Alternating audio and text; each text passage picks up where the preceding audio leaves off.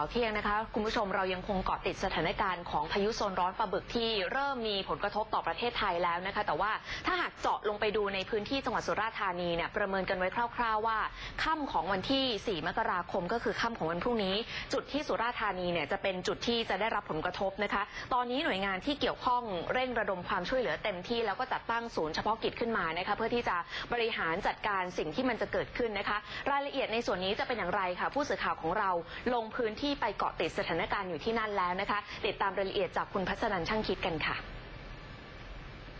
เชิญค่ะเชิญเลยครับค่ะสำหรับบรรยากาศการติดตามรับมือพายุปลาบึกในจังหวัดสุราษฎร์ธานีนะคะได้มีการจัดตั้งศูนย์เฉพาะกิจขึ้นมาโดยเฉพาะเพื่อติดตามสถานการณ์พายุปลาบึกอย่างใกล้ชิดโดยมีการร่วมงานบูรณาการจากหน่วยงานที่เกี่ยวข้องค่ะโดยคาดการณ์ว่าพายุปลาบึกนะคะจะเข้ารอยต่อที่จังหวัดนครศรีธรรมราชและจังหวัดสุราษฎร์ธานีในคืนของวันที่4 มกราคมนี้ค่ะโดยสิ่งที่หลายฝ่ายยังคงกังวลนะคะก็คือในเรื่องของคลื่นลมในทะเลค่ะที่คาดการณ์ว่าจะสูงนะคะถึง5 เมตรโดยพื้นที่ที่ต้องเฝ้าระวังก็คือพื้นที่จุดเสี่ยงอำเภอตามริมชายฝั่งค่ะศูนย์ป้องกันและบรรเทาสาธารณภัยเขต 11 จังหวัดสุราษฎร์ธานีได้มีการจัดตั้งศูนย์เฉพาะกิจวิเคราะห์และประเมินสถานการณ์ที่กรมบรรเทาและป้องกันสาธารณภัยหรือปภ.จังหวัดสุราษฎร์ธานีค่ะเพื่อประชุมและพูดคุยแลกเปลี่ยนข้อมูลกันตลอด 24 ชั่วโมงไปจนกว่าสภาวะดังกล่าวจะบรรเทาลงซึ่งศูนย์เฉพาะกิจดังกล่าวนะคะได้มีการบูรณาการร่วมกับหน่วยงานที่เกี่ยวข้องอาทิสถาบันสารสนเทศทรัพยากรน้ำและการเกษตรกระทรวงวิทยาศาสตร์และเทคโนโลยีกรมชลประทานสำนักงานทรัพยากรน้ำแห่งชาติค่ะทีมข่าวได้มีโอกาสพูดคุยกับดร.สุรเจตน์บุญญาอรุณเนตรนะคะจากสถาบันสารสนเทศทรัพยากรน้ำและการเกษตรกระทรวงวิทยาศาสตร์และเทคโนโลยีบอกว่าพายุปลาบึกเป็นพายุโซนร้อนค่ะอีกลูกหนึ่งที่ไม่อ่อนกำลังลงเป็นพายุ depression เหมือนพายุลูกอื่นนะคะมีแต่จะรุนแรงขึ้นเนื่องจากอุณหภูมิความร้อนในทะเล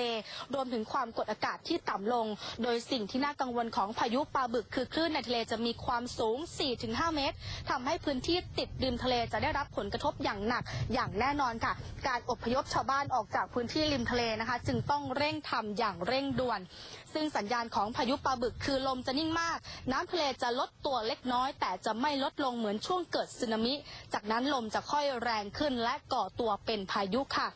ขณะที่อิทธิพลของพายุปลาบึกในเที่ยงวันนี้นะคะพื้นที่จังหวัดปัตตานีนราธิวาสฝนจะเริ่มตกหนักโดยในช่วงกลางคืนของวันนี้ฝนจะเริ่มเข้าที่จังหวัดสงขลาจังหวัดพัทลุงส่วนเช้าวันที่4ฝนจะเริ่มเข้าที่จังหวัดนครศรีธรรมราชจากนั้นคืนวันที่4ค่ะพายุปลาบึกจะขึ้นที่นครศรีธรรมราชก่อนโดยความเร็วของศูนย์กลางพายุปลาบึกอยู่ที่65 กิโลเมตรต่อชั่วโมงหรืออาจจะถึง90 กิโลเมตรต่อชั่วโมงค่ะขณะที่เที่ยงคืนของวันที่5 มกราคมพายุปลาบึกจะเริ่มเข้าที่จังหวัดสุราษฎร์ธานีเต็มรูปแบบค่ะขณะที่พื้นที่เฝ้าระวังในจังหวัดสุราษฎร์ธานีที่ต้องเฝ้าระวังคือพื้นที่ติดริมฝั่งทะเลทั้งหมดค่ะตั้งแต่อำเภอท่าชนะอำเภอชัยยาอำเภอท่าช้างอำเภอพุนพินอำเภอเมืองอำเภอกาญจนดิตอำเภอดอนสักและเกาะสมุยเกาะเต่าเกาะพังงานค่ะนายสมเริงแสงผู้วงรองเลขาธิการสำนักงานทรัพยากรน้ำแห่งชาติสทนช.ระบุว่ามีการคาดการณ์เมื่อพายุปลาบึกเข้าสู่อ่าวไทยก่อนขึ้นสู่ฝั่งจะมีกำลังลมแรงสูงสุดถึง90 กิโลเมตรต่อชั่วโมงและจะลดกำลังลงในวันที่5ถึงวันที่6 มกราคมค่ะโดยคลื่นทะเลจะยกระดับสูงกว่าน้ำทะเลถึง5 เมตรค่ะความรุนแรงของพายุปลาบึกถือว่ารุนแรงในรอบ14 ถึง 15 ปีซึ่งครั้งล่าสุดที่เกิดพายุโซนร้อนรุนแรงขนาดนี้คือพายุหมุนฟ้าในปี 2547 ค่ะสิ่งที่น่ากังวลก็คือจะมีเรื่องของคลื่นลมทะเลที่มีเกิดจากกระแสเรื่องของพายุที่ทำให้คลื่นที่ซัดฝั่งมีระดับสูงขึ้นนะครับเบื้องต้นนี้การประเมินว่าในกรณีที่ความเร็วลมของพายุตอนจุดเข้าฝั่งที่90 กิโลเมตรต่อชั่วโมงเนี่ยอาจจะทำให้คลื่นยกตัวสูงถึงระดับ5 เมตรจากระดับน้ำทะเลปานกลางนะครับเพราะนั้นพื้นที่ริมฝั่งของบริเวณตั้งแต่ปากพนังไปจนถึง ตัวของสุราษฎร์โดยเฉพาะปากแม่น้ำตาปีนะครับที่บริเวณเกาะปราบนะครับแถวพุนพินท่าฉางบริเวณนั้นนะครับรวมไปถึงดอนสักที่ท่าเรือที่จะไปสมุยด้วยนะครับจุดนั้นยิ่งเป็นจุดที่เป็นอ่าวที่ค่อนข้างอับอาจจะทำให้ตัวคลื่นยกสูงถึง5 เมตรที่พูดถึงได้นะครับเพราะฉะนั้นบริเวณพื้นที่ที่ต่ำกว่าระดับน้ำทะเล5 เมตรเนี่ยอาจจะมีผลกระทบยกเว้นที่สูงเฉพาะตัวเมืองสุราษฎร์ธานีที่มันอยู่ที่สูงที่เรียกว่า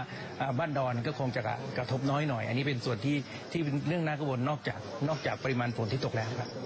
ขณะที่การเตรียมความพร้อมรับมือพายุปลาบึกในอุดมเพชรคุดค่ะผู้อำนวยการศูนย์ป้องกันบรรเทาและสาธารณภัยเขต 11 ระบุว่าได้มีการเตรียมความพร้อมรับมือสั่งการให้ปภ.ในเขตพื้นที่3 จังหวัดทั้งจังหวัดสุราษฎร์ธานีพัทลุงนครศรีธรรมราชจัดเตรียมเจ้าหน้าที่เครื่องจักรกลสาธารณภัยเคลื่อนลงสู่พื้นที่ต่างๆมีการจัดส่งเครื่องสูบน้ำ4 นิ้วรถกู้ภัยปภ.สาขารวมถึงการจัดเตรียมการผลิตน้ำดื่ม 40,000 ขวดถุงยังชีพต่างๆในพื้นที่ที่คาดการณ์ว่าจะโดนพายุซึ่งส่วนใหญ่เป็นพื้นที่ชายทะเลค่ะ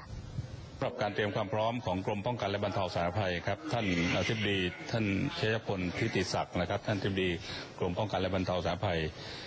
ได้สั่งการให้ศูนย์ปภ.ในเขตพื้นที่นะครับที่คิดว่าจะต้องเกิดเหตุแน่นอนนะครับเตรียมความพร้อมในเรื่องของเจ้าหน้าที่เรื่องของเครื่องจักรกลอุปกรณ์สาธารณภัยทุกชิ้นนะครับต้องเคลื่อนลงสู่พื้นที่พร้อมให้การช่วยเหลือพี่น้องประชาชนนะครับนี่คือสิ่งที่เราต้องเตรียมนะครับเพราะฉะนั้นเขต 11 อีกครั้งหนึ่งนะครับเพราะฉะนั้นเขต 11 เรารับผิดชอบอยู่